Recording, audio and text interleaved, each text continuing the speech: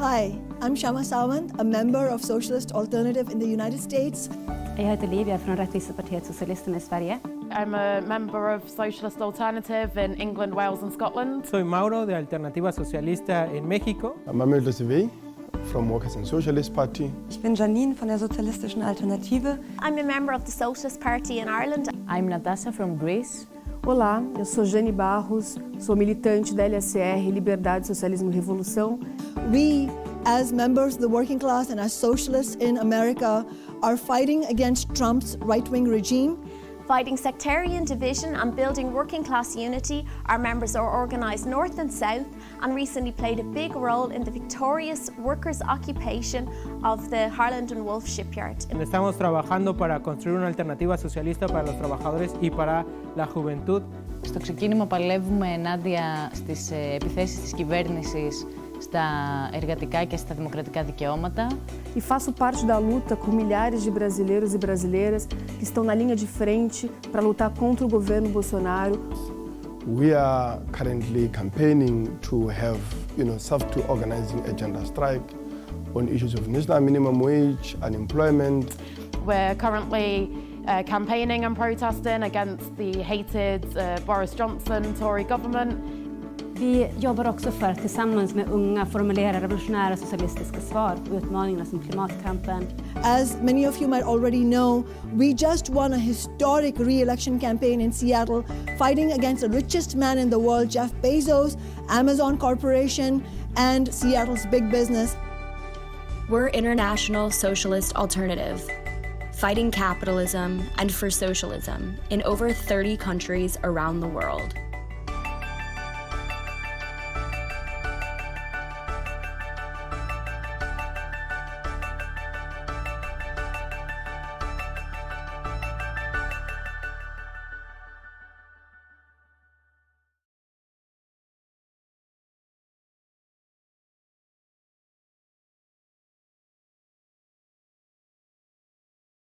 Welcome back to the International Socialist Alternative live Marxist panel discussion, where today we're going to be asking the question, are we in a new Great Depression? My name is Toya. I'm from the United States, and I'm a member of the International Socialist Alternative here, where we're called Socialist Alternative. I want to take a few seconds and ask everyone who's watching today to post the link of this stream to your social media. Let's let all of our friends and family and our neighbors know what it is that we're doing right now. You could even host a watch party. Maybe you can introduce these topics to someone who may not have thought about them before. Let's try to get out there and spread the message. I want to introduce our participants today. They are all members of the International Socialist Alternative from 3 different countries. First, we have Eric in Belgium. Next, we have Claire in England.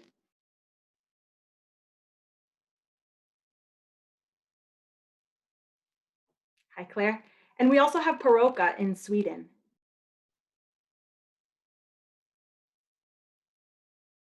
So great to see all of you. So it's really important that we have these types of discussions as we continue to go throughout this pandemic. We see more and more of how capitalism as an economic system is completely incapable of dealing with a crisis. I mean, even here in the US, we've reached a point where we have the highest number of deaths in the world from COVID-19 and have no more room in our intensive care units and hospitals. And we don't even have enough space in morgues to deal with the amount of people that are dying. And it's not just a health crisis. We have a crisis on every level: social crisis, economic crisis, political crisis. We're seeing governments throughout the world incapable of being able to provide basic needs for their workers. This is not just a question of availability of resources, but rather a question of distribution of resources. We're having a discussion today because it's crucial to understand the economic impact of this crisis, and it's crucial to prepare the working class for worldwide struggles. This is especially key for Marxists, and the International Socialist Alternative takes this extremely seriously. And that is why during this time, we're continuing to organize in whatever ways we can. And we're hosting discussions like this throughout the world to spread the ideas, to spread our analysis at a time when people are isolated in their homes, alone and frustrated. This week, we're going to be doing things a little bit differently. We're going to be taking questions, video questions from around the world, and our speakers will take turns answering them. And if you agree with the analysis of our speakers and you want to get involved in the socialist movement to fight capitalism, please join the International Socialist Alternative. And also don't forget to like and subscribe to our videos so you can stay up to date. Now let's get started. First, we have a question from Grayson in Philadelphia.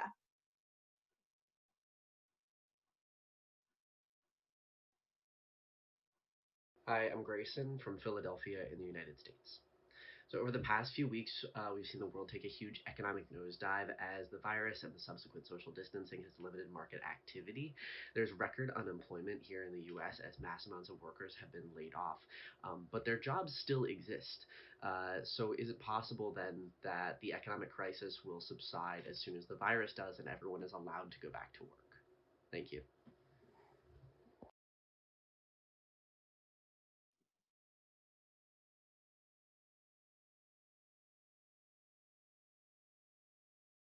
Thanks so much for your question, Grayson. Eric, why don't you take a stab at this one?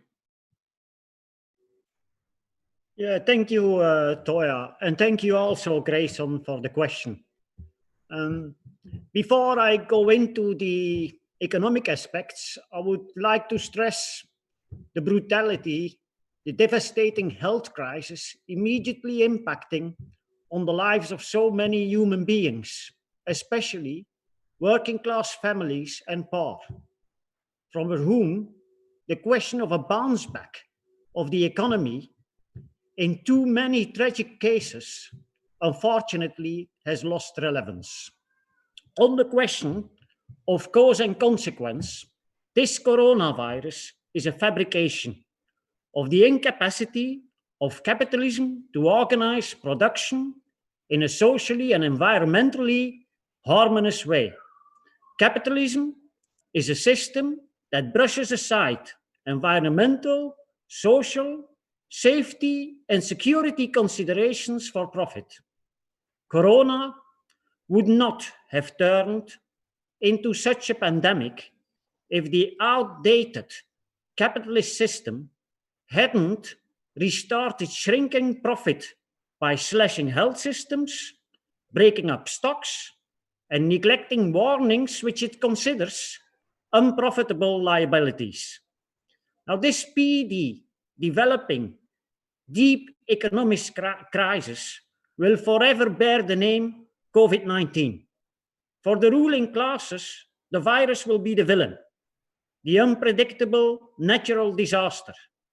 In reality, all the combustible material for a new recession has piled up ever since the Great Depression of 2008-9. Back then, the tipping point was the collapse of Lehman Brothers. This trigger could only come to such a maturity because it was resting on non-performing loans. Coronavirus is the Lehman Brothers trigger for the developing crisis. It could only reach such maturity because of the proliferation of all weaknesses that had led to the Great Recession. Since then, world growth has consistently been 2 to 3% lower than before 2008. Productivity levels kept falling. Deflated bubbles were replaced by other, even bigger bubbles, and even though interest rates were lowered and tons of money printed, productive investment never took up. Wages were kept low, housing prices high, and tuition fees, health costs, etc., kept rising. What little benefits recovery has brought went overwhelmingly to the capitalist elite. And the vast sums of money pumped into the financial sector of key capitalist countries overwhelmingly went back into speculation rather than productive investment. In essence, the policy of the key capitalist countries consisted in kicking the can further down the road by pouring in more and more money. And as a result, worldwide debt reached an all-time high, $253,000 billion, or 322% of world GDP. And as such, that could trigger a new, even bigger financial crisis. The scramble for profits increased tensions within and between trade blocs, resulting in protective measures, growing political nationalism, and the partial reversal of globalization. This was the combustible material. Coronavirus and the resulting lockdowns were important triggers, but without the pandemic, other triggers would have activated also the developing crisis. Thank you so much, Eric. Claire, what do you think about that question? Well, I agree very much with the important points that Eric has made. And I think that one of the things that coronavirus has done is exposed and brought to the surface all of the pre-existing contradictions, weaknesses, and frankly, the rottenness, which was already there before the outbreak of this pandemic. COVID-19 has starkly revealed the backwards priorities of a system in which the drive for profit is the primary motive force. And I think it's also shown the inability of that system to cope with shocks, especially given the massive underlying contradictions that Eric has touched on. And that's pertinent to this debate, which has been going on, particularly amongst economists within the capitalist press, about what the character of this COVID-19 recession is likely to be. So early on, there were some who argued that what we would be likely to see would be a short, sharp drop, only to be followed by a rapid and sustained bounce back once things began to return to normal, the lockdowns ended, and so on. But I think that that optimistic notion of a so-called V-shaped recession is now dismissed by most of the serious capitalist commentators. They understand that this is a far, far more serious crisis for their system than that. That's because the fundamental ill health, which had already existed in the world economy, as Eric described, has not gone away. In fact, what has instead happened has been that many of the processes that already existed, those growing trends towards so-called deglobalization, for example, have actually been accelerated by the coronavirus crisis. This is a crisis like no other. These are not my words, but actually those of Kristina Georgieva, the head of the IMF. And if you look at the figures about the catastrophic impacts of the last few months on the global economy, they're pretty staggering. Especially important are those which relate to the massive job losses that have ensued in the last months. More than 6.6 million in the US are said to have lost their jobs, an incredible number. In the UK, some estimates are that 5% of all workers have been laid off already, representing tremendous hardship for millions of families. And it's now estimated that up to 3 million families face going hungry and will have to rely on charity for food handouts in the immediate future here in the UK. So forecasts for the next quarter are predicting double-digit declines in the world's economic output in the second quarter, with the early optimism about a V-shaped recession now essentially off the agenda. And actually the optimists are now the proponents of a so-called U-shaped model for this recession. But actually the discussion has moved on even from that. And to quote the American economist Nouriel Roubini, the contraction that is now underway looks neither to be V nor U nor L-shaped. Rather, it looks like an I, a vertical line representing financial markets and the real economy plummeting. And I think it's therefore no wonder that when comparing this crisis to previous ones, the comparisons have now changed. The COVID crisis is now increasingly thought to be likely to be similar in its devastation to the Great Depression of the 1930s. In other words, a deep and a prolonged slump. Thank you so much, Claire. And in case people are just tuning in now, I want to remind everyone what the question was. It was, if the global recession is caused by the virus, won't the economy just bounce back after it subsides? And if you're watching, say your thoughts in the comments. We're interested to see what others think. Paroka, what do you think about Grayson's question? Oh, hi, everybody. Well, I, of course, agree with Eric and Claire. There won't be a rapid bounce back in the economy. I mean, the first thing is that we don't know how long the lockdowns will last. There are 2.8 billion workers in lockdown now. And this has never happened before. The virus is unique. It's a new virus. It's not investigated yet.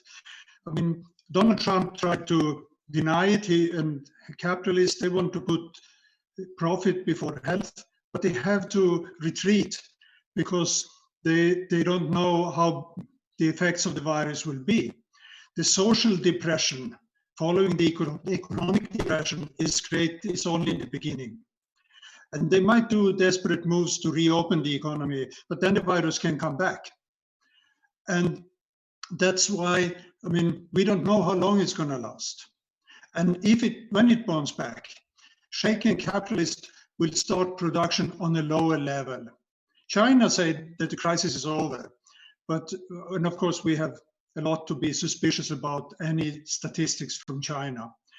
But Chinese export decreased 20% in January and February, and it's still decreasing. The export orders are contracting. And the drop in imports is even bigger, and China is a big factor in world economy. To underline this, the magazine The Economist that sell 1 million copies around the world every week, mainly to capitalists, they have a corporate survival guide, and they say that the exit path from lockdowns will be precarious. There will be uneasy consumers. There will be new health protocols. And they say there will be a wave of mergers and takeovers from all the bankruptcies. Secondly, as has already been mentioned, nationalism is on increase, and it's increased rapidly during the crisis. We knew we had Trump, Bolsonaro. We knew that we had Viktor Orban. They're nationalists, but they're part of an international trend. But now it's got even worse. In Europe now, most countries are saying Denmark first, Norway first, Sweden first. The border between Denmark and Sweden is closed. It's not happened for 50 years or so. One key contradiction behind the regular crisis of capitalism is that capitalists and big business are national, but the markets, the resources, and the production increasingly is international. And that means that there is a huge contradiction. In the 1930s depression, the protectionist measures taken by country after country, with the US in the lead, deepened the crisis. They said, we're going to save the nation, but they did not solve the economic crisis. Production only recovered when arms industry started, and then the real boom did not come after the World War II had destroyed so much of society. After World War II, capitalism tried to establish rules, and that was based on the US economy, US imperialism being the dominant power. And in Europe, later on, a few decades later, the European Union was formed by big business, by banks, by capitalists in different countries, trying to be stronger in competition and to attack workers and public sector. And they therefore formed this union. World trade in this period was a key factor behind growth, showing growth. And that's also been in the recent decades. But now world trade is collapsing. Today's nationalists by almost all government is partly a way to increase their support. They want to get support from their domestic opinion. But it's also their conclusion is that capitalism can't cooperate internationally. There is no global solution. And this will deepen and prolong the crisis.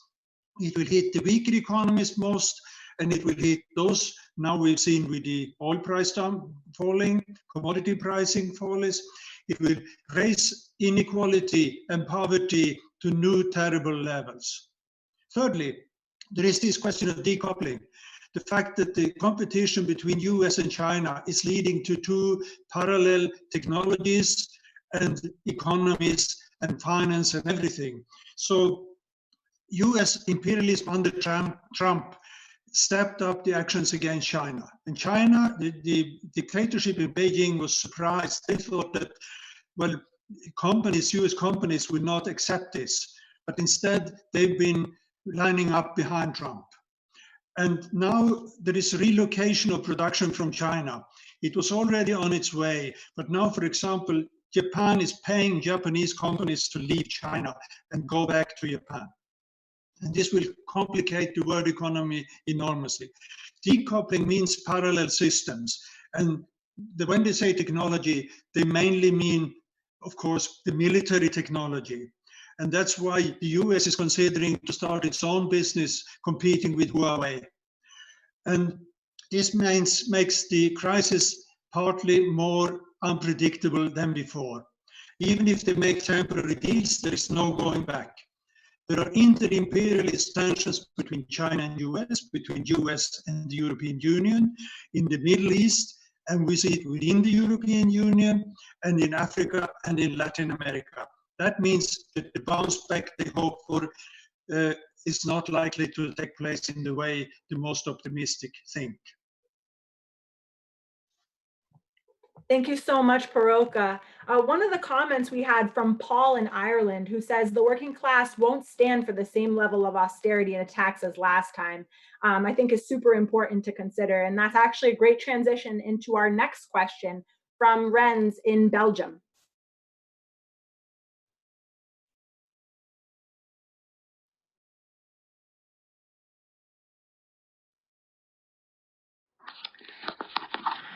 Hello guys, my name is Rens. I'm from the Links Socialistische Partij in Belgium, and I had a question for the panel about the economic crisis that is starting to develop. A lot of comparisons are being made with the economic crisis that started in 2008 and had a huge impact on the working class. It was a decade full of harsh budget cuts to public services and falling living standards amongst many workers and youth. Many say that this time it will be even worse. One of the main points that economists had been raising in the past is that the fundamental problem with the economy was a so-called lack of demand, that people were not buying enough because of low wages and huge inequality amongst other things. Now, however, the enormous lockdown measures are disrupting global supply chains and stopping production in some places. This causes a shortage of products. I was hoping the speakers could expand on this. How does this economic crisis compare to the one of 2008? And is it a problem of supply rather than demand?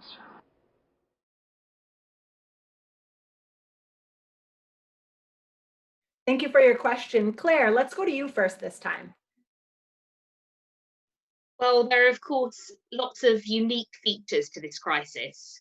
Clearly, it has an all-encompassing nature as both a crisis of supply and of demand.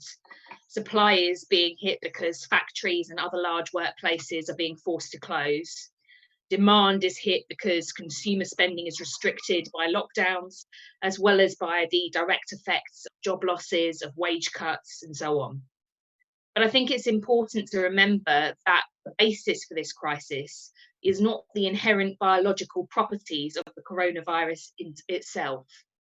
In fact, this is an economic crisis which is ultimately based on the same fundamental problems as that of 2008, contradictions that were never resolved in the wake of that crash and which have now re-emerged with an even greater force. We've had just over a decade of so-called economic recovery in the wake of that crash. But what has that been based on? In reality, many of the same things that preceded the crisis, namely the unprecedented availability of cheap money based on historically low interest rates, on quantitative easing, and so on. And while this has had the effect of causing a major boom in asset prices, what we see is a continuation of weak investment and of historically low growth in productivity, something which is especially true in a country like Britain. And these underlying issues that weren't resolved have led to the blowing up of new bubbles and of new problems of indebtedness. And all of this means that this new crisis is hitting the economy in an already much weaker state. As the Guardian's economics editor, Larry Elliott, put it, so-called Crash Monday panic, which happened at the beginning of last month, marked a moment when a decade of denial finally ended, and traders woke up to the fact that the financial markets had been bobbing along on a giant wave of debt. Of course, raising a comparison with 2008 doesn't mean that this will be a simple repeat. In fact, this is likely to be much longer, much deeper, and much sharper.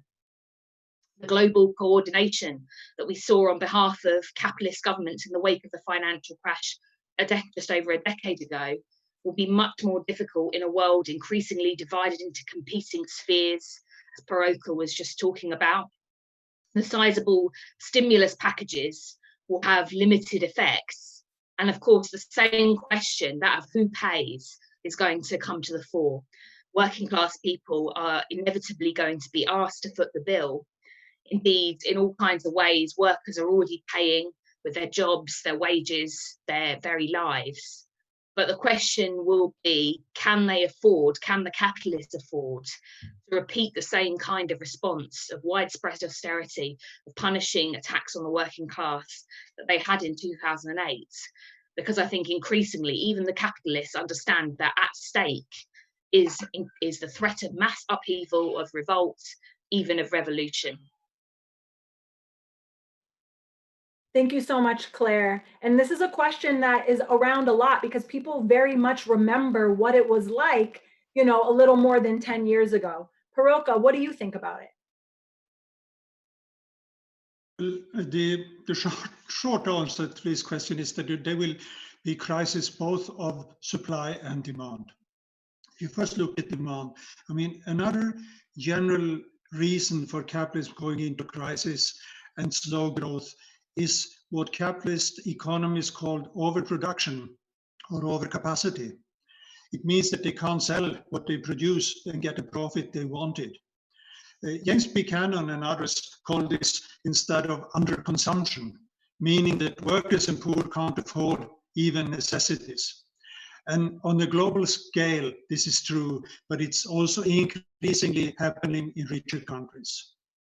If I was asked to recommend any reading about the economic crisis in the 1930s, I would say Marxism in Our Time by Leon Trotsky, written in April 1939. He quotes Marx. Marx said, if you have accumulation of wealth on one side, and then at the same time you will have accumulation of misery, agony, slavery, ignorance, brutality, mental degradation at the opposite pole. And that's the side of the class that produce the wealth of those who have it.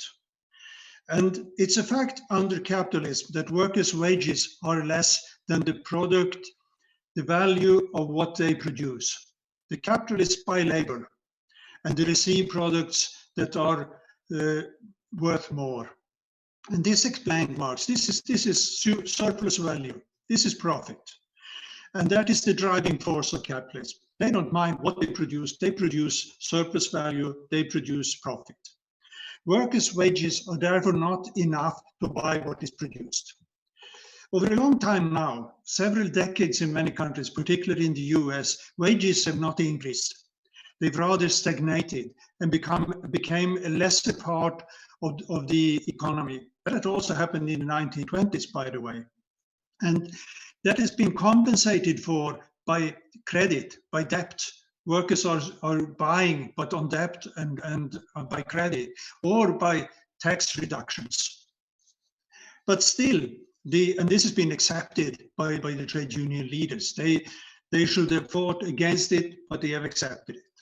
Yet consumption stands for a big share of GDP. In the US, it's 68%. In the UK, it's 63%. And even in Brazil, or UK, and in Brazil, it's also 63%. And then more than 1 billion workers will lose their wages, or big parts of them, now in this depression. We don't know for how long. And they won't be offered new credits. They won't be offered tax reductions. On the contrary, the banks will demand back what they have borrowed. And the helicopter money, they call it, the money that the state will give out instead, will not compensate. that means that demand will drop. And that, of course, investment will also drop because the companies don't think they can sell what they produce. The Economist, again, this magazine, they say in this downturn, the fall in demand can be 50% in many sectors of society. There will be a slump in consumer confidence, as they call it. And the only engine for consumption for the next 12 to 24 months will be governance. Then you look at supply. It's obvious that part of production has come to a halt. And there will be shortages of key goods. In the global survey at the end of February, 75% of companies said that they already had this disruption in the supply chain. And majority of them had no plan B. On many products, particularly food, there will be sharp increases in prices. Now in Sweden, they say that prices of vegetables and fruit will triple. And that's a prediction, but it's close to happen. And the absurdity and the cynicism of capitalism is exposed. There are factories producing arms, luxury products, they're not closed, while there is this huge shortage of medical equipment. And prices on medicine and medical equipment are rising. Capitalism is showing its real face, something that will have big impact on consciousness. People will understand this is how the system works. For socialists, it shows big possibilities to change production and the economy in a direction that benefits workers, the poor, and the environment, not least. Instead of in a routinist way reopen polluting factories and production of non-essential goods, there should be a democratic overview. Working hours should be cut. Workers' knowledge should be used to transform production, as it happened with General Motors doing ventilators, resulting in a democratic and internationally planned economy. The demand and supply is capitalist words. They should be replaced with production and supply according to need. Thank you so much, Paroka. Eric, what do you think? Well, Toya and Rens, of course, for his question and everybody. The 2008 Great Recession followed the Asian, Russian, and Brazilian financial crisis of the late 90s, and then the bursting of the dot-com bubble in 2000. And after that, investors saw in the housing market a safe refuge. With increased demand, house prices went up. Greedy real estate agents attracted less wealthy buyers through so-called subprime mortgages, a kind of modern pyramid scheme. In French, they call it, if I translate it back to English, high-risk mortgage. And in Dutch, where it was translated even later, it's called clutter mortgage.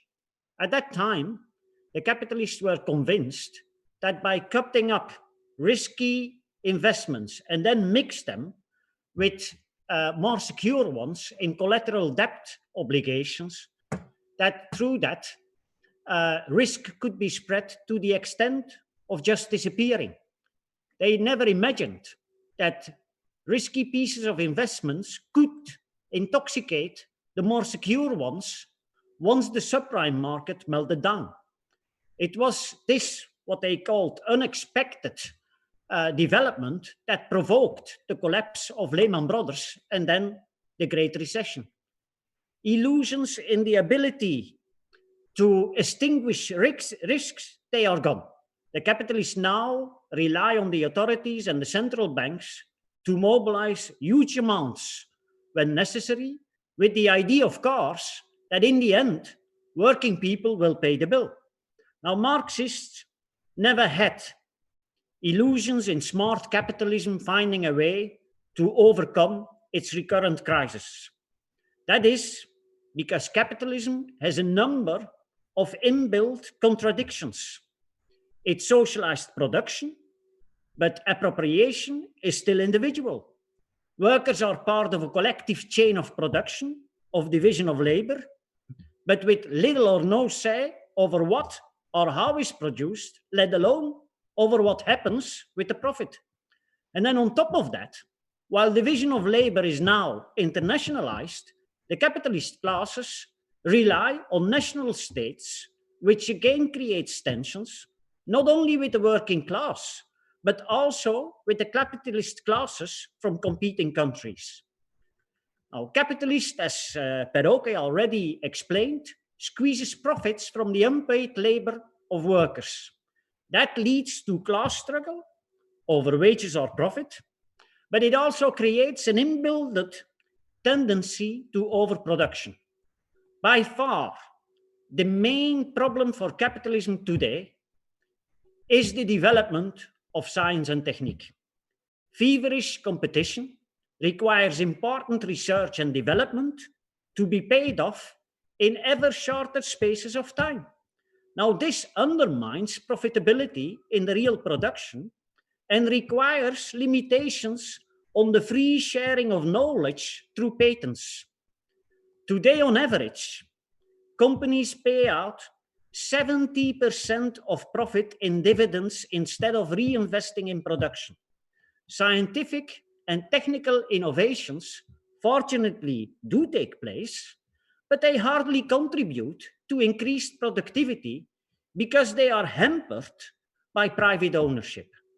Marx once said that any social system can survive as long as it is capable of developing productive forces, but that otherwise the motor of history, the class struggle, will ignite.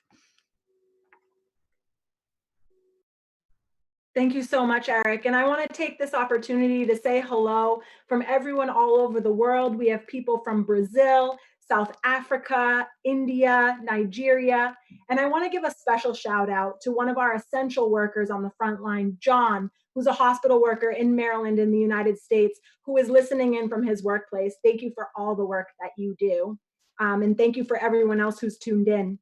It's crucial that we continue to build movements globally. And as you can see, there are people around the world who are participating in that right now, even at a time when people are quarantined, especially in a time where we're seeing capitalism allow for potentially hundreds of thousands of people to die because of the greed and because of the profit of the billionaires. Maybe you're watching this video right now thinking, I agree, but what can I do? Maybe for some of you, the analysis is new. Maybe it's what you've been thinking about for years.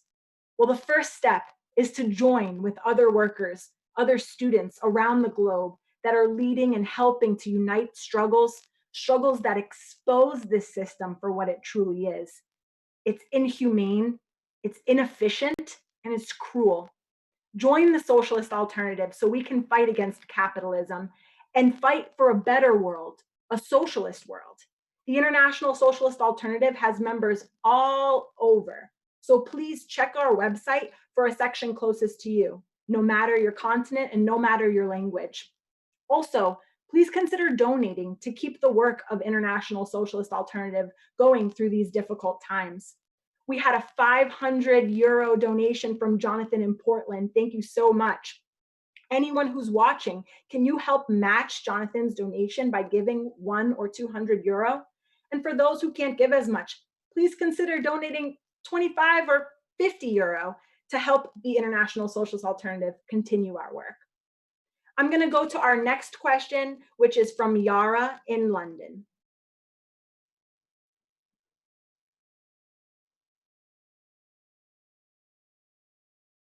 Hi, I'm Yara Khalif. I'm from North London.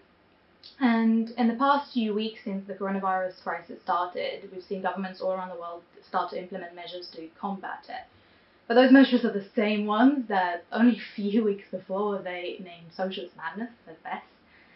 And, you know, in Britain we've had the Corbyn manifesto in the last election that put forward some social democratic points like free broadband for all, for example. And during the election campaign, we saw the Tories and the ruling class really mock those ideas, as saying it would never happen, it's ridiculous. But now they're discussing those ideas exactly in the context of this crisis, especially, raising sick pay on a much higher level than it was before for people who are affected by the virus or are furloughed. And I want to know what you thought. Do you think that capitalism is abandoning neoliberalism now, and now we're going to have kind of like a social democratic welfare state, or socialism even, or do we think that it's a bit more complicated than that? Thank you.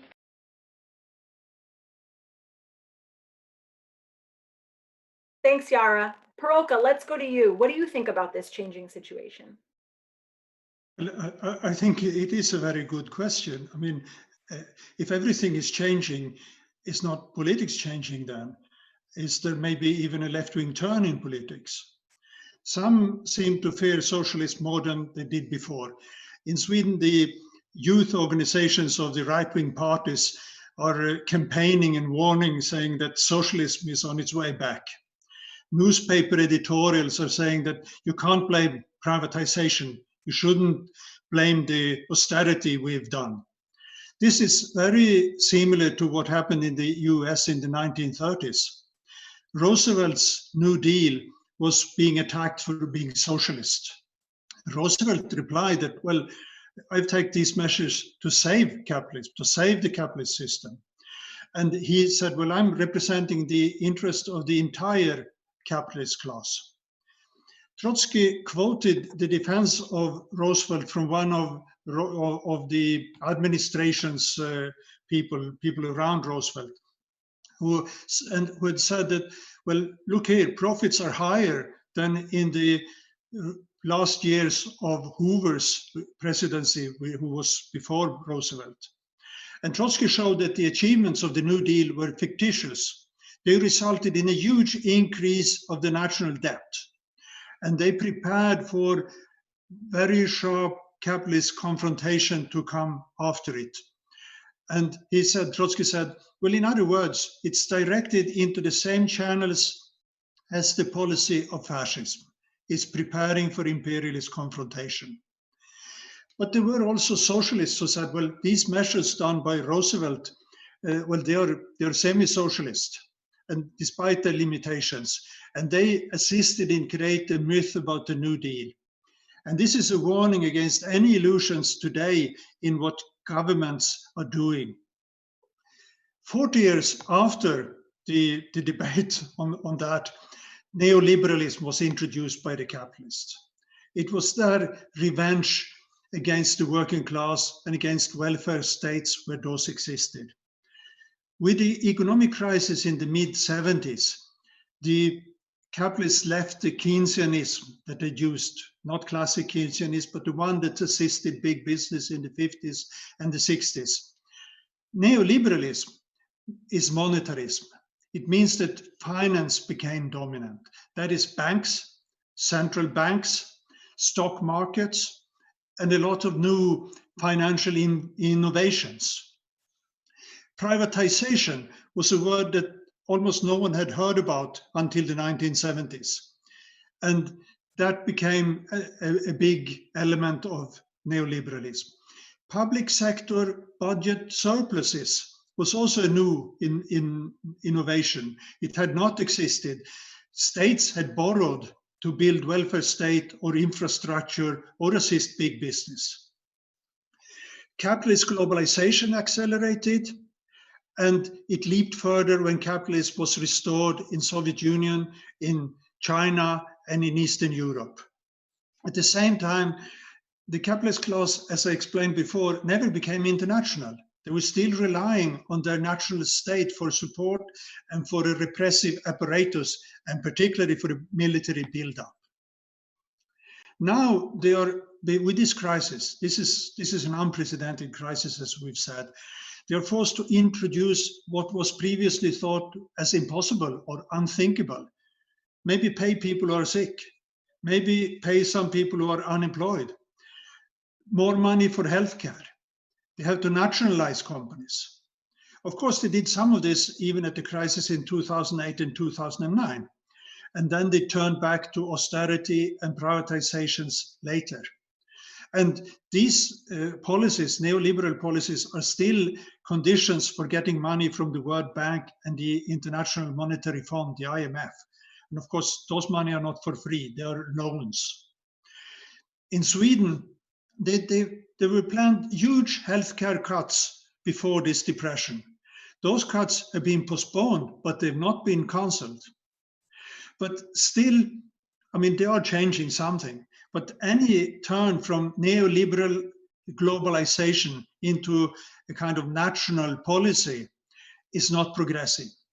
It's not the beginning of a more humane capitalism. It's something they do to try to save themselves. If you make a parallel, in Europe, socialists are against the capitalist, refugee hunting European Union, the neoliberal European Union. But our alternative is not national capitalism. Our alternative is international European socialism. But if they leave important parts of neoliberalism and start with other policies, it's still a change we should note. It means that something is possible to change. And mass anger from below and struggles might make them hesitant to go back all the way, and they can't because of the contradictions between themselves. And this means that demands for nationalizations and, for example, sick pay is not enough. It has to say that we don't want nationalizations to be given back to private companies or private business later on. We must warn against any illusions in national solutions, in any argument saying we're all in this together. Socialists, trade unionists, climate movements, social movements should mobilize, demand democratic control, demand democratic planning. And they said that nothing could change, and definitely things couldn't change rapidly, but it has done. Now everything is changing, and the working class, socialists, anyone involved in struggle or networks or organization should have to see this as an opportunity to go further and abolishing the entire capitalist system. Thank you.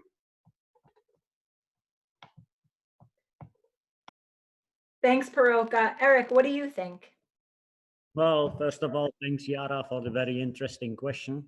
It is clear that enormous amounts of money were poured in the system to keep it afloat. Rent rates were kept to zero or even to negative. Money printing presses are running overtime, and the budget discipline is gone in all advanced capitalist countries. Fiscal stimulus is being presented as a relief to households and small business, but just one example. Only 11% of the US $2,200 billion fiscal bill goes to working people's checks. Krugman, the economist, he refers to that bill as a disaster relief. For it to become a stimulus, he says, another $4,000 to $5,000 billion would be required. He warns, by the way, for what he calls a huge fiscal time bomb, when the state and local governments in the US losing tax income and confronted with extra expenses will start sacking workers, teachers, employees, and so on. But there are many potential time bombs. The housing demand in the US is expected to collapse by 35% this year, erasing $1,300 billion of the housing market value. Half of the gigantic worldwide stock of non-financial corporate bonds is close to junk level, threatening a chain of bankruptcies and a financial collapse. With world food in danger, like in 2011, we could see food speculation soar again. OPEC reduced oil production by 10 million barrels, but demand is falling by 35 million barrels a day. The International Labour Organization expects now 1 billion workers worldwide to become either unemployed or see their wages reduced. Another 500 million people will be driven in extreme poverty. That's why even the Financial Times now argues for a social contract, like the one after World War II, with a more active role of governments in the economy, public services, less insecure labor markets, and a degree of wealth distribution. Financial Times proposes that to save capitalism, but it won't work.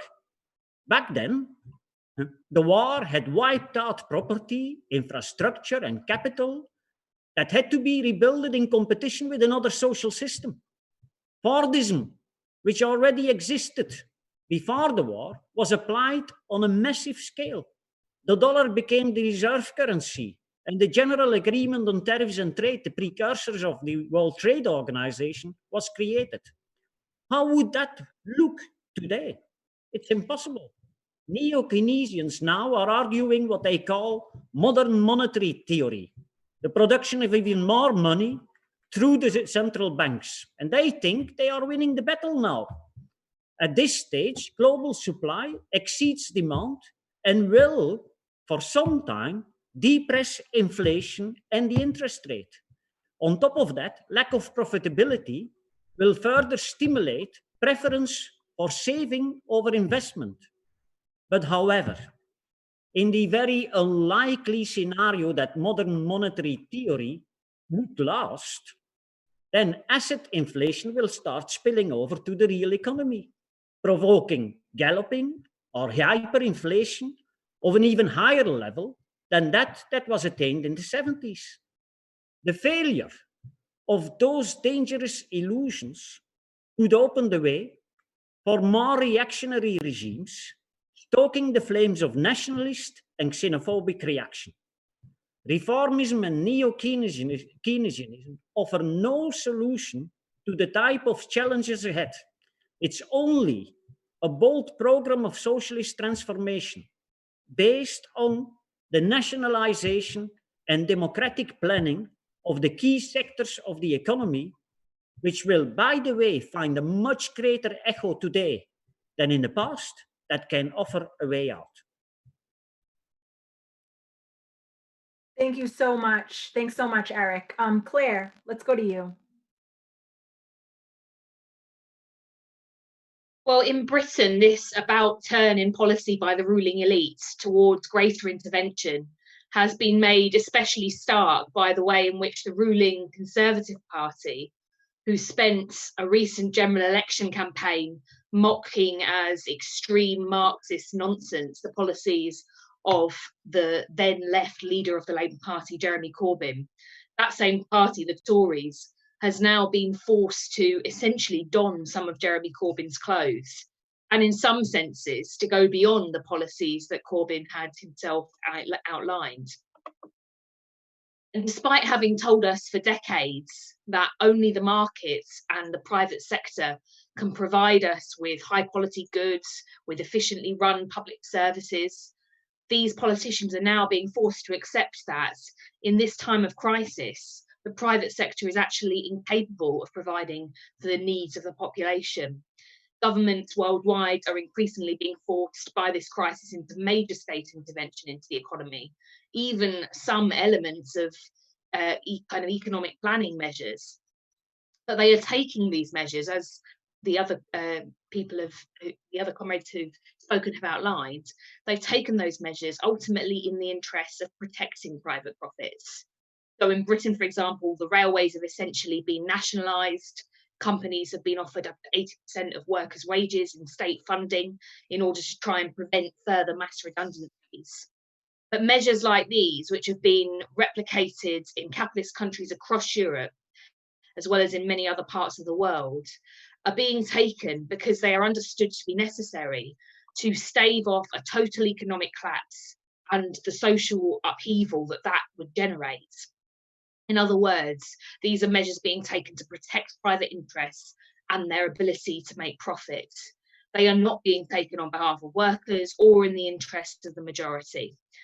And that's why capitalist companies which can maintain profitability during this period, so those which produce ventilators, for example, or those which have the potential ability to produce vaccines or treatments in the pharmaceutical industry, those kinds of companies are being left in private hands.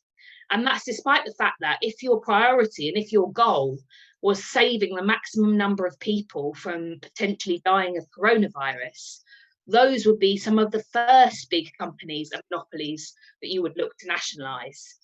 Doing so is necessary for preventing duplication, for coordinating efforts to ensure research is shared, overcoming some of those problems that were mentioned earlier with patents and so on, making sure that the supply of vital drugs and equipment can be increased and that can be done as efficiently as possible. So these companies would be first on your list if your priority was ordinary workers' lives and living standards. In actual fact, what this crisis has revealed is the dramatic inability of the capitalist system to adequately respond to human needs, even at its own peril. It was not inevitable that this virus should have been allowed to spread around the world as it has done. Humanity has the technological ability and the scientific knowledge that would have been needed to stop this virus in its tracks. But the chaos of capitalist markets, the sole driving force of which is really the demand for profit, could never have been capable of responding in the way necessary. But who has responded? Because I think the other thing that this crisis has very dramatically exposed is the question of who really keeps our society running? Who really creates the wealth? Whose work is really essential? There are no billionaires, no bankers, no top executives leaving their homes every morning with their key worker passes in their hands. Those kinds of people are not caring for the sick, looking after the vulnerable, ensuring the supply and distribution of food or of other essentials. Those people are holed up in their mansions, waiting out this storm. And meanwhile, it is working class people who produce society's wealth, who provide its services, and who rescue us in emergencies such as this. And what socialists say is that it should also be workers who are in control of society, therefore. That's why we do stand for nationalisation, but not in order to save capitalism or to protect private interests, in order that the proceeds of production and the vast wealth that is produced can be shared and can be enjoyed by all of humanity, in order that working class people could have democratic control with public ownership of the major banks and monopolies, in order to plan an economy that meets the needs and desires of ordinary people without destroying the planet, in order that rather than the kind of false attempts and faltering attempts at international coordination, which the capitalist class are really incapable of because of the fact that they are competing with each other, you could have the genuine international cooperation of working class people, which is necessary to overcome and to prevent crises such as this. So we say that there should be no return to normality after this crisis. Like the slogan that's being used in Spain and some other countries is, we say so-called normality was the problem. And instead what we need coming out of this is to redouble our efforts and to organise a mass struggle and a fight for a socialist world. Thank you so much, Claire. You laid out very well what it is that the International Socialist Alternative's goals are and what it is that we're trying to organize people to do. I want to thank everyone for tuning in today. I saw some people wanting to donate in the comments, and we thank you very much. Please go to our website, which is listed below, to make your donation. And those who want to get involved, please join International Socialist Alternative, but also share our website with your friends, with your family, with your neighbors. Let's do what we can to really spread this movement. And don't forget, of course, to like this video and subscribe to our channel. Tune in next week, same time, same place. Bye.